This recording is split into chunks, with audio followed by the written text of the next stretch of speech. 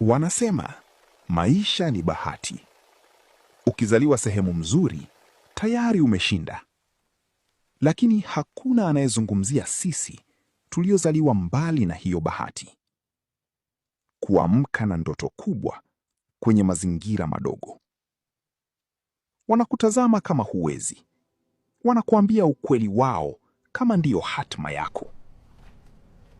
Lakini kuna kitu hawajui. Akili haina address. Ndoto hazichagui ulikotoka. Na siku moja nitawafanya waelewe hilo. Huyu ni Jay, kijana wa kimaskini, lakini ana ndoto kubwa sana. Maisha yake si rahisi, ila ana bidii na ana akili sana.